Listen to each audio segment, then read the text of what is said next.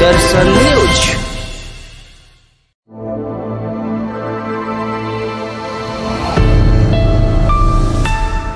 नमस्कार। 2030 का भारत देख रहे हैं आप, और 2030 के भारत में हम लगातार नए नए चेहरे आपके सामने लेकर आते हैं और 3 मुद्दों पर बात करते हैं: गरीबी, भुखमरी और शिक्षा। आज भी इन 3 ही मुद्दों पर हम लोग बात करने वाले हैं। और आज जो चेहरा हमारे साथ मौजूद है, जिनसे हम चर्चा करने वाले हैं, उनके बारे में मैं आपको बता दूं कि ये महाराजगंज से, उत्तर प्रदेश के महाराजगंज से लोकसभा प्रत्याशी रह चुके हैं, बहुजन समाज पार्टी से ताल्लुक रखते हैं। और इनसे हम गरीबी, भुखमरी, शिक्षा, यानी कुल मिलाकर 2030 के भारत पर चर्चा करेंगे। तो सबसे पहले तो मौसमी आलम जी, आपका बहुत बहुत स्वागत है, आप हमारे साथ इस चर्चा में जुड़े। शुरुआत करते हैं और सबसे पहला और सबसे अहम सवाल मैं आपसे बहुत बहुत पूछना धन्यवाद। चाहूंगी जी, क्योंकि जैसे कि हम 2030 के भारत पर बात कर रहे हैं, मैं आपसे जानना चाहती हूँ कि आपके नजरिए में 2030 तक आप भारत को कहाँ देखते हैं? जैसे देखिए 2030 का जो भारत है उसके लिए सबसे मेन चीज तो ये है कि जो पॉलिटिकल एजेंडे हैं, जो भी पॉलिटिशियन हैं, उनके एजेंडे चेंज करने होंगे। आज हम लोग देख रहे हैं तो हमको जो दिखाई देता है वो ये है कि जो भाजपा है वो सरकार बनाने के लिए सिर्फ काम कर रही है। जो कांग्रेस गठबंधन है वो अपना अस्तित्व बचाने के लिए काम कर रही है। जो आप बोल रहे हैं कि भूखमरी, शिक्षा या बेरोजगारी, जितनी भी चीजें हैं, इसके ऊपर कोई भी पार्टियां ठोस तरीके से काम नहीं कर रही हैं। अगर यही स्थिति इन लोगों का रहा तो आगे का समय बहुत चिंताजनक होगा। और अगर हम लोगों ने इन एजेंडे को अगर जनहित में काम किया या अपने मुद्दों को चेंज किया तो जरूर आने वाला समय अच्छा होगा। अभी तक क्या, मैं जैसे आपके अगर जिले की बात करूं, महाराजगंज की बात करूं, तो क्या स्थिति है वहां पर? महाराजगंज में जो स्थितियां हैं वो, अगर मैं आपको बोलूं तो बहुत अच्छी नहीं है। क्योंकि वहां पे क्या है, शिक्षा का जो स्तर है वो बहुत पीछे है। मैं अगर आप लोगों को बता दूं, सरकार अगर सही ढंग से काम करती है तो उसे क्या करना चाहिए। अगर मैं सरकार में होऊंगा कभी तो मैं जरूर इस पे काम करूंगा। आज के समय में अगर शिक्षा को बढ़ाना है तो आपको सबसे पहले, आज आप देख रहे हैं कि जितने भी आईएएस ऑफिसर हैं देश के अंदर, 85% से ज्यादा आईएएस ऑफिसर, ये सभी लोग जो है सरकारी स्कूलों से पढ़ाई करके आए हैं। आज सरकारी स्कूलों में जो सैलरी होता है स्कूल अध्यापकों का, वो 50,000 के आसपास होता है। लेकिन लोगों के अंदर इस बात की जागरूकता नहीं है कि जिस प्राइमरी स्कूल में 1,000 रुपया फीस दे के वो लोग पढ़ाते हैं, जहां पे टीचर 10,000 रुपया पगार लेता है, वो क्या पढ़ाई करेगा। डेफिनेटली सरकारी जो स्कूल के टीचर हैं वह सिलेक्टेड हैं, बहुत अच्छे हैं, बच्चों को वहां पे भेजना चाहिए और सरकार को उसके इंफ्रास्ट्रक्चर्स को दुरुस्त करना चाहिए, तभी जाके बेहतर शिक्षा हो सकेगा। सर, आपने कहा कि सरकारी दूसरी चीज, स्कूल सर, आपने कहा सरकारी स्कूल्स जो है वहाँ के टीचर्स काफी ज्यादा अच्छे हैं और वहां पर भेजना चाहिए बच्चों को, ये बात आपने कही। लेकिन सवाल ये उठता है कि आखिर क्यों क्यों जनता सरकारी स्कूल्स पर भरोसा नहीं कर पाती? अगर हम बाहर उठ के निकले और किसी से भी बात करें तो मैं ये चीज कह सकती हूँ कि कोई भी पेरेंट अपने बच्चे को सरकारी स्कूल में भेजना नहीं चाहेगा जब तक कि उसकी बहुत मजबूरी नहीं होगी। तो आखिर ऐसी क्या वजह है? क्योंकि एक सरकारी चीज में तो जनता का भरोसा और ज्यादा होना चाहिए, लेकिन उसके मैं बावजूद सरकारी चीजों पर भरोसा नहीं हो पा रहा है। क्या जाना चाहिए इसको? मैं आपको लोगों को यही चीजें बता दे रहा हूँ जितना मैंने देखा है और जो नोटिस किया है। मैं आपको बताऊं, मैं खुद सरकारी स्कूल से पढ़ाई किया हूँ और आज एक सक्सेसफुल बिजनेसमैन हूँ। एक जमीन स्तर से चढ़ के अगर मैं हजारों करोड़ की कंपनियां बना के रखा हूँ, एक पॉलिटिकल लीडर हूँ, तो डेफिनेटली मैं काफी सक्सेस हूँ। यही चीजें अगर सरकार जो है देश के अंदर बढ़ावा देती है इन चीजों को, लोगों के अंदर जागरूकता लाती है कि 85% से ज्यादा आईएएस ऑफिसर सरकारी स्कूलों से पढ़ाई किए हुए हैं। आपको जब आप वहां पे क्या सरकारी स्कूल में सिर्फ पढ़ाई होगी, आप चीजों को समझिए।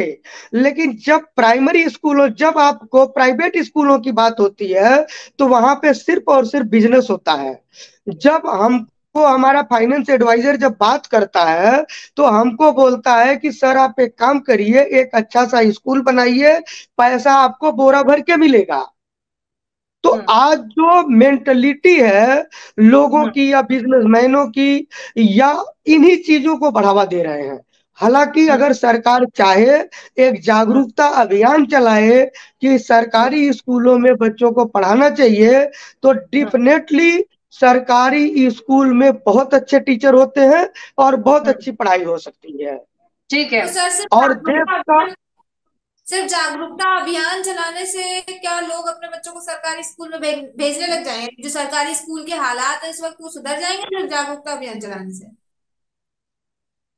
नहीं, उसका इंफ्रास्ट्रक्चर ठीक करना होगा। आज के समय में जागरूकता अभियान के साथ साथ में उसका इंफ्रास्ट्रक्चर ठीक करना होगा। उसमें भी और अच्छे लेवल पे टेक्नीशियन चीजें वहां पे डालनी होगी जिससे बच्चे वहां जा सके। बहुत सी चीजें देखिए हैं जो सर, आसानी से किया जा सकता है। एक चीज आपकी बात से ये समझ में आ रही है कि आप आज ये कह रहे हैं कि सरकार का सरकारी स्कूलों में ज्यादा बेहतर, सरकारी स्कूल ज्यादा बेहतर है प्राइवेट स्कूलों से, आप यही कह रहे हैं ना? तो इसमें मैं मैं आप अभी सुबह ही एक खबर पढ़ रही थी, हालांकि 3 दिन पुरानी खबर है महाराजगंज की। उसमें आदेश दिया गया था 1 साल पहले, जो वहां पर शिक्षा के अधिकारी हैं उनको आदेश दिया गया था कि शिक्षकों के ऊपर ऑनलाइन तरीके से निगरानी रखनी है। लेकिन 3 दिन पहले की खबर ये सामने है कि शिक्षकों के ऊपर बिल्कुल भी ध्यान नहीं दिया रहा है। जो स्कूल है, सरकारी स्कूल है, शिक्षक वहां पे उपस्थित ही नहीं है, तो बच्चों को पढ़ाएंगे क्या?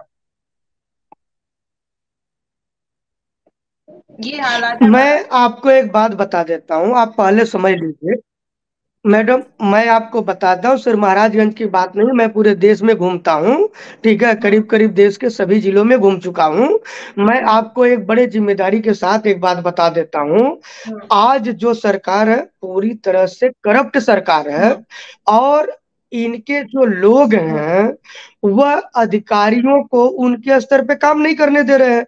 जितने प्राइवेट स्कूल हैं ये किसके हैं? बीजेपी के लोगों के हैं। पुराने जो है वो कांग्रेस के लोगों के हैं, और जो गठबंधन में लोग जुड़ रहे हैं उनके हैं। तो उनको जब अच्छी फंडिंग आ रही है तो अधिकारियों को काम ही नहीं करने दे रहे हैं।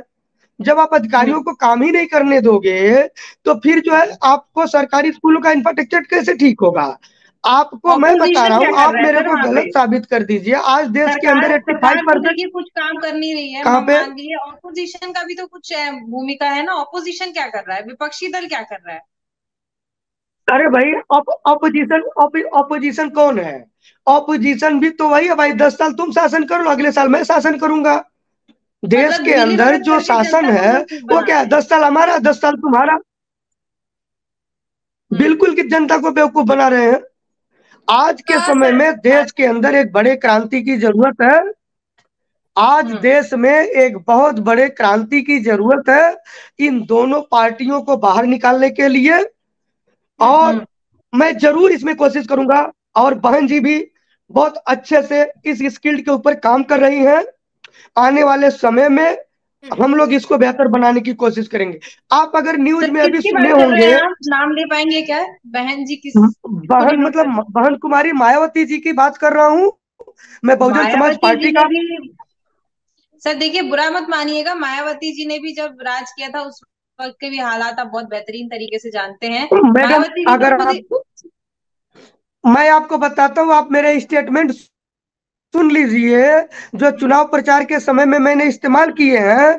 मैं आपको बता देता हूँ, बहन कुमारी मायावती जी ने हर गांव में प्राइमरी स्कूलों को बढ़ावा दिया था। आपको अच्छी तरह से बात पता होगा। वो इसलिए दिया क्योंकि आज क्या हो गया जानती हैं आप? आज सरकारी स्कूल जो है ग्राम प्रधान के रिश्तेदारों के लिए अलर्ट है। शादी के लिए आपको फंक्शन करना है तो आपको सरकारी स्कूल में करना है, नेताओं का कोई फंक्शन करना है तो सरकारी स्कूल में करना है। तो यह सभी चीजें, इसके लिए तो स्कूल नहीं बने थे। स्कूल तो बिल्कुल। शिक्षा के क्षेत्र को मतलब बढ़ावा देने के लिए बने थे। आज जो है बिल्कुल सर आज जो है, जो सच्चाई है जमीन की, आज आप लोग उसको दिखाइए। मैं आप लोगों का बहुत बहुत धन्यवाद देता हूं कि आज आप भूखमरी शिक्षा के ऊपर आप बात कर रही हैं। मैं आपको भूखमरी की बात बता दूं, भूखमरी कहाँ से आती है।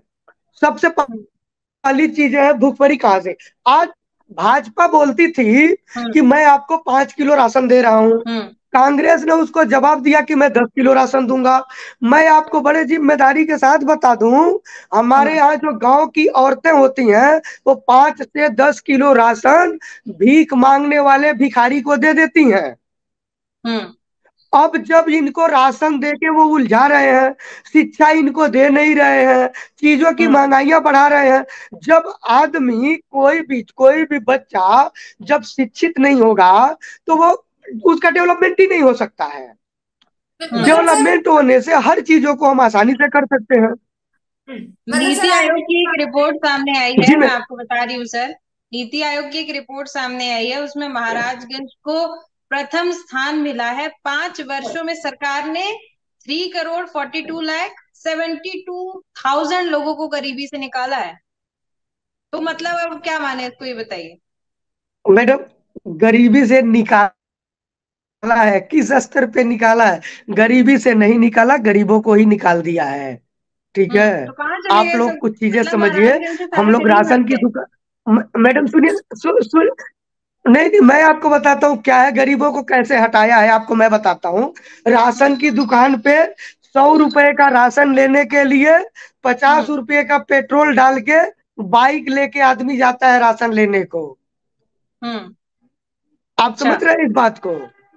हम्म। बाइक लेके 50 रुपए का तेल डाल के आदमी हम्म। 100 रुपए का राशन लेने के लिए राशन की दुकान पे जाता है। हम्म। ठीक इन्होंने है। क्या किया, उन लोगों के ऊपर राशन देना शुरू किया जो हम्म। भाजपा के कार्यकर्ता थे, जो इनके लिए हम्म। दलाली करते हैं। इन लोगों के नामों को डाल दिया और गरीबों को हटा दिया। अच्छा, मतलब सर आप ये कह रहे हैं कि गरीबी सरकार ने, खत्म नहीं हुई। कि मतलब आप ये मान रहे हैं ना कि सरकार ने कुछ नहीं किया। आपको सरकार का क्या काम दिखाई देता, आप मेरे को बता दीजिए। आप ये मुझे महंगाई के अलावा कुछ भी नहीं दिखता है। मतलब ठीक है। आप ये मान रहे हैं कि सरकार ने जनता के भले के लिए कुछ आज नहीं भी किया, सरकार ने ना पक्ष ने ना विपक्ष ने, ये चीज आप कह रहे हैं ना। आपने ये कहा था कि कुछ भी ऑपोजिशन और जो सरकार ये, सत्ता में ये, बैठी है दोनों मिलकर के काम कर रहे हैं, 10 साल आप 10 साल में, है ना? ये चीज, ये आपके शब्द थे, मैं मतलब मानो इस चीज को, है ना? ऐसे ही है ना मैडम, ऐसे ही है बिल्कुल। आप आगे भी देखिए, अभी सरकार ज्यादा से ज्यादा 6 महीने के अंदर चेंज हो जाएगी। ठीक है सर, आपकी बात मान लेते हैं। अगर आपने कह रहे हैं कि सरकार ने कुछ नहीं किया, ना सत्ताधारी पक्ष कुछ कर रहा है ना विपक्ष कुछ कर रहा है, तो देखिए सरकार तो कुछ नहीं कर रही। ठीक है, अब ये बात मान लेते हैं। इतने साल हो गए, 75 साल हो गए आजादी को, आजादी के बाद से यही चीजें लगातार चली आ रही है। कोई भी सरकार आए, धरातल पर काम होते हुए दिखाई नहीं दे रहा। तो सरकार पर तो एक तरह से मुझे लगता है कि हमें आंख बंद करके डिपेंड रहना छोड़ देना चाहिए ना। फिर अगर सरकार कुछ नहीं कर रही है तो फिर आम जनता क्या कर रही है? अगर मैं आपसे पूछूं, जैसे आपने कहा कि आपका करोड़ों का बिजनेस है ना, करोड़ों की कंपनियां आपने खोल रखी है, मैं तो आपके द्वारा, मैं आपको, नहीं, आपने बताया कि आपके हाँ, द्वारा इस दिशा में मैं अब दिखाई भी, है। मैं हाँ, मैं आपको बता देता हूँ। मैं महाराजगंज के अंदर अभी 5.5 एकड़ जमीन लिया चुनाव हारने के दूसरे दिन, और हम्म। उसके अंदर मैन्युफैक्चरिंग यूनिट को, इंडस्ट्री को बैठाने के लिए मैंने उसका डॉक्यूमेंटेशन कर रहा हूँ। नवंबर के महीने में उसे चालू करूंगा। हमने बोला था 5 लाख लोगों को मैं रोजगार दूंगा अगर मैं चुनाव जीतता हूं तो, और 50,000 लोगों को सरकारी नौकरी दूंगा। लेकिन वो नहीं हो पाया, मैं चुनाव हार गया। फिर भी जब जो लोग चुनाव मुझे वोट जीतेंगे तो दिए, ही क्यों देंगे? चुनाव जीते बिना नहीं दे सकते हैं क्या आप? दूंगा। मैं जैसे उस दिशा में आपने काम कर कहा रहा हूँ। कि भारतीय जनता पार्टी या कोई भी ऑपोजिशन पार्टी जो है वो 5 किलो राशन दे रही है, 5,000 रुपए दे रही है, तो दूसरा वाला 10,000 रुपए दे रहा है। आप भी तो वही कर रहे हैं कि मैं जीतूंगा तो मैं इतनी नौकरियां दूंगा, बिना जीते देखे देखे। हाँ, मैं तो बिना जीते दिया हूं। आज के डेट में मेरे पास 2000 से ज्यादा वर्कर काम करते हैं। हम्म। आज के नहीं, डेट वो में फैक्ट्री जो टू आप स्टैब्लिश कर रहे हैं उसकी 2000 बात कर रही हूँ। क्या चीज? तो सरकारी जो नौकरी आपने मेरे सिग्नेचर से तो होगा नहीं ना। सरकारी नौकरी तो मेरे साइन से नहीं होगा। मैं तो प्राइवेट हाँ। नौकरी ही दे सकता हूँ लोगों को। वो तो मैं हम्म। दे रहा हूँ। इंडस्ट्री हम्म। बैठा रहा हूँ, इंडस्ट्री के अंदर लोगों को कारोबार दूंगा। हम्म। हाँ बिल्कुल, वो दे रहे मैं हैं तो वही करूंगा, वो मैं कर रहा हूँ। बिल्कुल ठीक है, वो चीजें सामने दिख रही हैं। हाँ। लेकिन जब हम जैसे आपके जिले की बात कर रहे हैं, महाराजगंज जिले की बात कर रहे हैं, जैसे ही आप खुद अ, जब आप पढ़ते होंगे, न्यूज अपडेट्स पढ़ते होंगे, तो आप महाराजगंज के बारे में अगर जानने की कोशिश करेंगे ना, तो उसमें साफ दिखा रहा है कि महाराजगंज आज की डेट में सबसे बेहतरीन बन चुका है। शिक्षा के क्षेत्र में, गरीबी के क्षेत्र में नीति आयोग की रिपोर्ट बता रही है। आप कह रहे हैं कि कुछ भी नहीं हो रहा है, तो यहाँ ये जनता सब तो असमंजस में फंसी हुई है ना। ये आयोग किसका है? आयोग को मॉनिटरिंग कौन करता है? वही वही चीज, वही मैं कह रही हूँ कि नीति आयोग ये पे चलिए सभी आयोग। भरोसा कोई कर आपको नहीं रहा है। आपको सुनिए ना मैडम, आप सुनिए ना। आप लोग हम्म। यह बात बढ़िया से जानते हैं, जहां हम्म। पे सीएम तक सेफ नहीं है जिस देश के अंदर, हम्म। भ्रष्ट है, नो डाउट भ्रष्ट है। लेकिन अगर सीएम जेल में चला जाता है, सभी हम्म। आयोग जो है सरकार इस्तेमाल कर रही है, तो नीति हम्म। आयोग भी तो पूरी तरह से सरकार के कंट्रोल में है। वो सही काम हम्म। कैसे कर सकती है? हम्म। आप बिल्कुल। जमीन पे घूमिए, सुनिए, मैं आपको हम्म। बताता हूं। हम्म। मैंने पूरे जिम्मेदारी के साथ जितने हम्म। भी न्यूज दिए हैं, सभी हम्म। वाइड्स के अंदर मैंने बताया है कि आप मेरे साथ घूम लीजिए। मेरी हम्म। गाड़ी अगर आगे चलेगी तो हम्म। पीछे की जो गाड़ियां हैं वो धुंध से दिखाई नहीं देती हैं। हम्म। यह है रोड का वहां पे इंफ्रास्ट्रक्चर। हर साल जो है कम से कम हजारों एकड़ गेहूं की फसल जलती है महाराजगंज के अंदर। मैंने डीएम हम्म। साहब को बोला कि गेहूं की फसल तैयार होने से पहले आप नहरों में पानी छोड़ दीजिए, मानसून हम्म। ठंडा हो जाएगा। और अगर हम्म। मानसून ठंडा नहीं भी हुआ, आग लग भी गया, तो उस पानी की मदद से गांव के लोग आग को बुझा लेंगे। लेकिन हम्म। उन्होंने ऐसा नहीं किया। आज हम्म। हजारों एकड़ खेतियां जल जा रही हैं। आप बोल रही हैं कि वहां पे सरकार ने काम किया है। अब बताए वो जो हमको, अब देखिए सामने पता नहीं। जो नीति आयोग की रिपोर्ट से आंका जा रहा है उससे तो ये समझ में आ रहा है, लेकिन वास्तविक स्थिति जानना था, इसलिए हम आपसे जुड़े, आपसे जान रहे हैं। चलिए मान लीजिए कि आप चुनाव जीत गए, मायावती जी बहन की सरकार आ गई, उसके बाद महाराजगंज को कैसे बदलेंगे? क्योंकि अभी तो हालत बद से बदतर है, हर जगह महाराज हाहाकार सुन मचा लीजिए, हुआ है। मैं आपको बड़े जिम्मेदारी के साथ एक बात बता देता हूं। महाराजगंज डिस्ट्रिक्ट बनने के बाद वहां पे आपको पता है मुख्यालय नहीं था।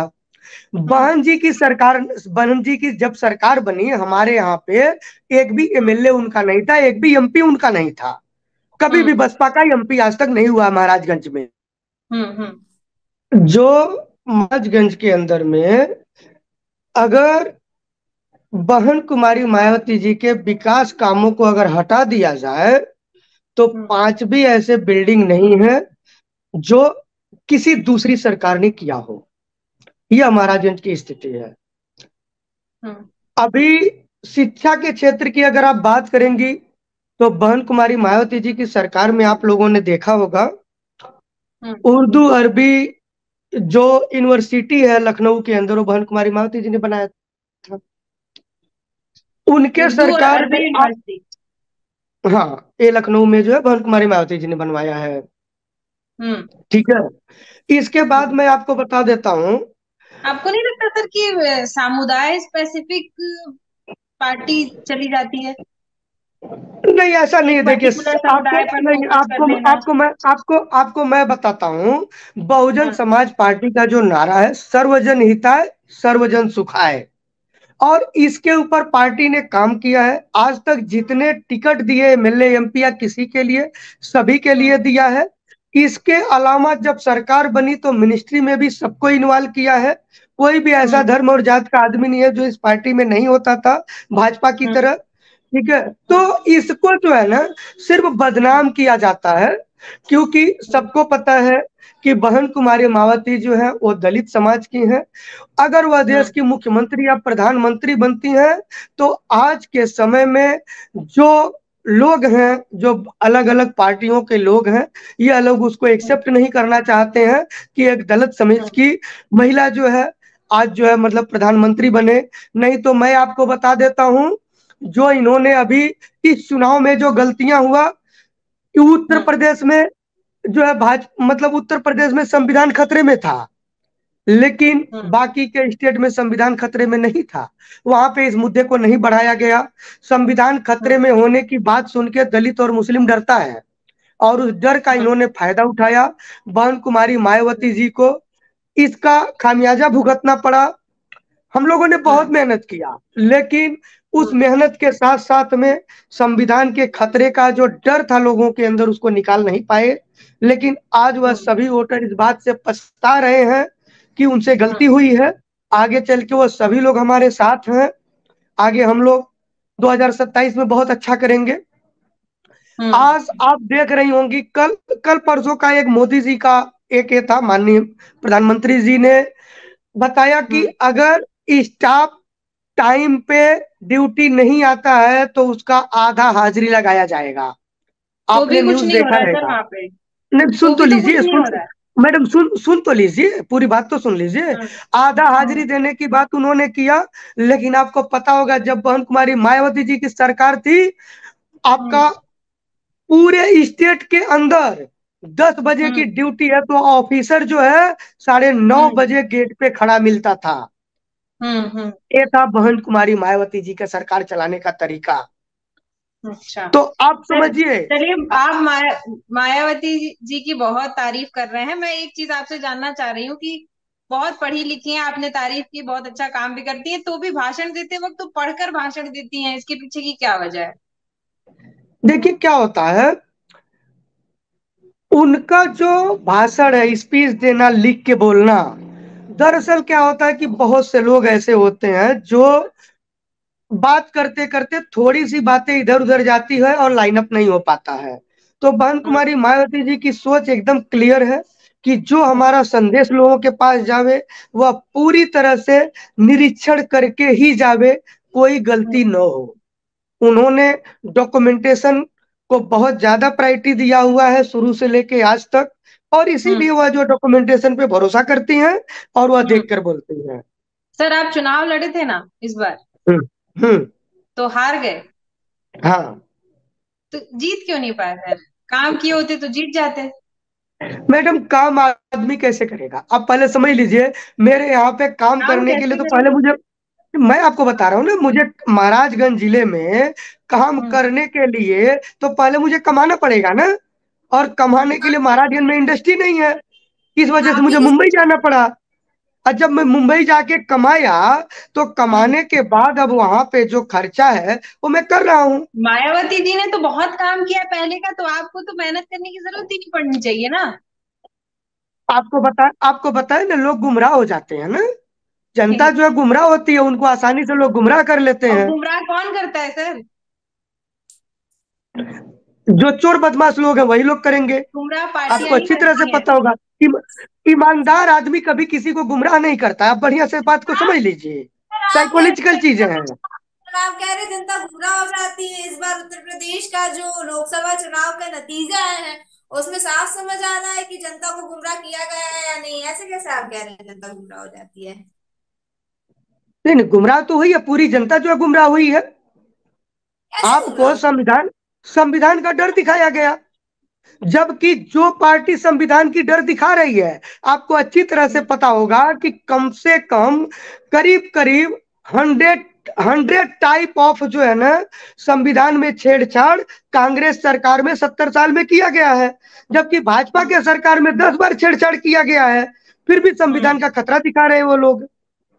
वो ठीक है तो सर, आप चलिए। अब बताइए। मैं मान ली कांग्रेस पार्टी खराब है, भारतीय जनता पार्टी खराब है, मैं एक चीज आपसे जानना चाहूंगी, आज की डेट में अगर बहुजन समाजवादी पार्टी को पूरा देश संभालने का जिम्मा मिल जाए तो क्या आपको लगता है कि आपकी पार्टी पूरा देश संभाल पाएगी? क्या उस लेवल पे मैं, पहुंच चुकी है कि पूरा देश संभाल मैं, पाएगी, और भी मैं पार्टियां काम नहीं कर पा रही हैं उससे भी अच्छा आप काम करके दिखाएंगे? मैं आपको 100% पूरी जिम्मेदारी के साथ और पुरानी सरकार चलाने के नतीजों को सामने रखकर आपको बता सकता हूं कि बहन हम्म कुमारी मायावती जी से बेहतर सरकार चलाने के लिए हिंदुस्तान में कोई लीडर है ही नहीं। सर, सभी पार्टी के नेता यही बोलते हैं। देखिए, आप उस मैडम आपने पार्टी के देखा नेता होगा, हैं तो ऐसे उनकी मैडम तारीफ कर रहे मैडम हैं। आपने आपने 2007 के बाद से जो बसपा की सरकार जब रही है तो हम्म आपने देखा होगा कि किस हम्म तरह का गवर्नेंस था देश के अंदर, स्टेट के अंदर। एक भी दंगे फसाद नहीं हुए, कोई जातिवाद नहीं हुआ, सभी धर्म हम्म के लोगों को सम्मानित किया गया। हर क्षेत्र हम्म में जो प्राइमरी स्कूल है उनको हर गांव में बनाया गया। हम्म दलितों का जनता पूरा क्यों, सम्मान देखिए, होता अभी था। भी जनता विश्वास ही नहीं कर रही है ना इस बार के चुनाव में। फिर आपको मिल गई होती सीटें, क्यों नहीं मिल पाई? आप समझिए, सीटें देखिए, नहीं भारतीय मिलना। जनता पार्टी कहते हैं ना कि गुमराह किया गया है। भारतीय जनता पार्टी का राम मंदिर के नाम पे लोगों का वोट, लेकिन आप देखिए, युवा वोटर हमेशा उसी को वोट देगा जिसको समझ पाएगा कि नहीं हमारे लिए काम कर रहे हैं। आपने भारतीय मैडम जनता एक्चुअल पार्टी में को देखा उत्तर प्रदेश में कैसे डगमगाई बीजेपी की स्थिति। मैं ये कह रही हूँ कि जनता को कोई गुमराह नहीं कर सकता। अगर जनता को विश्वास हो गया कि हमारे लिए मायावती जी ऐसा कर सकती हैं, तो मायावती जी को पहले कुछ करके दिखाना होगा। जैसा आप कह रहे हैं कि उनके और आशीर्वाद में कितना, बहुत सी आप चीजें हुई बताइए हैं, मुझे, तो और कितना दिखाने की जरूरत है? 4 बार बस क्यों सीएम नहीं रही जनता है। ने चुना? जनता चार ने क्यों बार नहीं सीएम। चुना फिर? जनता जो है, जनता अगर नहीं चुनी है तो उसमें जो है ये चोर बदमाश लोग जो हैं, इन लोगों ने उनका मिसयूज किया, उनको गुमराह किया। आप समझिए ना चीजों को। संविधान का खतरा है क्या? आप जो पढ़ी लिखी हैं, आप संविधान को जानती हैं। संविधान बदला जा सकता है क्या देश का? पूरी क्रांति संविधान आ क्यों जाएगी देश बदलेंगे? के अंदर। देश के अंदर इतनी क्रांति आ जाएगी कि रोड पे हम्म लोग खड़े हो जाएंगे। बसपा खत्म हम्म नहीं हुई है। संविधान को हम्म कभी मिटाया नहीं जा सकता है देश से। और हम्म इस बात का डर दिखाकर लोगों को, अनपढ़ लोगों को गुमराह किया गया हम्म। कि चलिए, कहां से मायावती जी सही की है। आपने बहुत तारीफ करी। मायावती जी के बाद आपके सबसे पसंदीदा नेता किसको आप मानेंगे, ये बताइए। अगर मायावती जी के पास अगर किसी नेता को अगर मानने की जरूरत है तो मैं आपको बताता हूं, ममता बनर्जी जो है एक अच्छी लीडर है, हम्म सच्चाई के लिए हमेशा लड़ती उत्तर हैं। प्रदेश में अगर मैं फोकस कर लूं तो? उत्तर प्रदेश में तो कोई भी लीडर नहीं है। कोई भी उत्तर नहीं है? प्रदेश के अंदर, उत्तर प्रदेश के अंदर जो भी लीडर है वो सिर्फ धार्मिक है। हम्म उनको धार्मिक होने के अलावा और कुछ भी नहीं करना है। हम्म आज के समय में जितनी भी पार्टियां हैं, वो हम्म सभी पार्टियां और सभी लीडर वो अपने अस्तित्व की लड़ाई लड़ रहे हैं। हम्म जनता के लिए कोई लड़ाई नहीं लड़ रहा है। हम्म जमीन जी सर के आप। ऊपर, जमीन के चलिए, ऊपर उम्मीद कोई करते भी हैं कि जनता की अगली लड़ाई बार नहीं आप लड़ रहा। लोग जीतें और जनता के लिए बहुत कुछ करें। मैं आपको यकीन दिलाता हूं, आने वाले समय में मैं जरूर जीतूंगा। यकीन और सभी नेता बहुजन दिलाते हैं सम, सर। बहु, यही तो। बहुजन समाज पार्टी को पूरी मजबूत करूंगा और देश के अंदर उसको हम्म। हर जगह पे ज्यादा से ज्यादा सीटें जितवा चलिए, के 2030 सरकार में में आप क्या लाऊंगा। योगदान दे पाएंगे, मुझे ये बता दीजिए। किसमें? 2030 के भारत के लिए आप क्या योगदान कर पाएंगे अपनी तरफ देखिए, से? 2030 के भारत के लिए मैं सरकार को चिट्ठियां लिख रहा हूं कि आप लोग सरकारी स्कूलों के इंफ्रास्ट्रक्चर को डेवलप करिए जिससे आप शिक्षा पहले बेहतर हो। इंडिविजुअल बताइए सर, सरकार को साइड हटाइए, अभी सरकार तो सर कुछ आप नहीं कर रही। कुछ नहीं कर इंडिविजुअल जो है, आप समझ लीजिए मैं एक इंडस्ट्रियलिस्ट हूँ। मैं हम्म इंडस्ट्री को बढ़ावा दूंगा। और हम्म इसके अलावा जो मेरे पार्टी के लोग हैं या जितने हम्म भी हैं उनकी सदस्यता बढ़ाई जाएगी, उसके ऊपर हम्म काम किया जाएगा। इनके लिए हम्म। अलग से अभी लीगल एडवाइजर रखे जाएंगे। पार्टी सरकारी के अनुदान। हम्म? पार्टी के लोगों के बारे में नहीं जानना चाह रहे, हम आम जनता के बारे में जानना चाह रहे हैं। आम जनता के लिए आप क्या करेंगे? मैं आपको तो बताया, मैं जनता के लिए जो है, मैं कल्चरल चीजें भी करता हूँ, मैं मूवी बनाता हम्म हूँ। तो सर एक मिनट कहूंगी। सर थोड़ा सा अपना कैमरा ठीक कर लीजिए, आपका क्या आधा फेस आ रहा है फ्रेम में। जी नीचे है मैडम तो बताइए। इधर हटा लीजिए। ठीक है, हाँ, हो गया अब अभी। बोलिए, बात पूरी कीजिए। देखिए, आपको मैं बता देता हूँ, हमारा जो जिम्मेदारी जनता के लिए है वो वही हम्म है कि ज्यादा से ज्यादा मैं एम्प्लॉयमेंट को बढ़ावा दूं, लोगों ठीक को है। रोजगार मिले, जिससे रोज लोगों को रोजगार मिले। और शिक्षा के क्षेत्र में मेरा एक फाउंडेशन है, मासमे फाउंडेशन, जो हायर एजुकेशन के लिए फंडिंग करता है। हम्म। एक्सीडेंटल मेडिकल प्रॉब्लम्स के लिए मैं कुछ हॉस्पिटल्स के साथ बात कर रहा हूं कि अगर कोई भी हॉस्पिटल है, उन जो एक्सीडेंट हो रहे हैं उनको इमीडिएट बेसिस पे उनका इलाज किया जाए। अगर वह हम्म। तुरंत पैसे नहीं देता है तो उसके लिए मेरे फाउंडेशन का चेक बैंकों के पास होगा। बिटवीन हम्म। 7 डेज पेमेंट नहीं मिलने से वो मुझसे रिकवर कर सकते हैं। मैं इसके ऊपर भी काम कर रहा हूँ, ठीक क्योंकि है। एक्सीडेंट एक्सीडेंट एक ऐसी चीज है, एक एक मिनट का जो समय महत्वपूर्ण होता है आदमी का जान बचाने के लिए। बिल्कुल ठीक है, तो मैं मतलब इस हम तरह का आपकी भी तरफ से सोशल ये वर्क में उम्मीद काम कर करें रहा कि हूँ। आप जो बेरोजगारी है उसको खत्म करने में आपका 2030 में ये बहुत बड़ा योगदान रहेगा, ये हम मान के चलते हैं। जी बिल्कुल मैडम, जरूर होगा। मैं आपको यकीन दिलाता हूँ 2030 तक कम से कम 50,000 के आसपास वर्कर हमारे साथ होंगे। चलिए, बहुत ये बढ़िया सर, बहुत बढ़िया, बहुत बहुत धन्यवाद सर हमारे साथ जुड़ने के लिए। बहुत बहुत धन्यवाद धन्यवाद। सर जी आपका। मैडम, 2030 में धन्यवाद। आपने यकीन दिलाया, 2027 में आपने कहा है कि आप जरूर जीतेंगे, ऐसा आपने यकीन दिलाया, तो 2030 में आप 2027 में मैडम मैं नहीं जीतूंगा, कि मैं चुनाव नहीं लड़ूंगा, आप समझ लीजिए। पार्टी जरूर जीतेगी, और हाँ, पार्टी को जिताने के लिए मेरा जितना योगदान की जरूरत है मैं जरूर करूंगा। चलिए बिल्कुल ठीक है, सर। बिल्कुल। जुड़ेंगे हम, फिर आपसे चर्चा की जाएगी 2030 में, और जैसा आपने कहा है कि आप ये योगदान देंगे तो आपसे बात की जाएगी उस वक्त। अभी आपका बहुत बहुत धन्यवाद, आप हमारे साथ जुड़े और तमाम चर्चा की आपने। धन्यवाद सर। धन्यवाद सर, धन्यवाद। तो जिस तरह से आपने देखा, मोहम्मद मौसमी आलम जी हमारे साथ जुड़े थे महाराजगंज उत्तर प्रदेश से। कई सारी बातें की, और हालांकि उनके द्वारा कहा गया है कि 2030 तक इंडस्ट्रियलाइजेशन के क्षेत्र में और बेरोजगारी दूर करने के क्षेत्र में वो कई सारे कार्य करेंगे। तो 2030 में उनसे फिर मुलाकात होगी और उनसे बात होगी, और हम फिर लौटेंगे आपके सामने ऐसे ही कुछ नए चेहरे लेकर, और उनसे भी इन्हीं मुद्दों पर बात होगी कि आखिर 2030 में देश की स्थिति क्या होगी, और जो खुशहाल देश है, जो 2030 के भारत का सपना है, वो कैसे साकार होगा।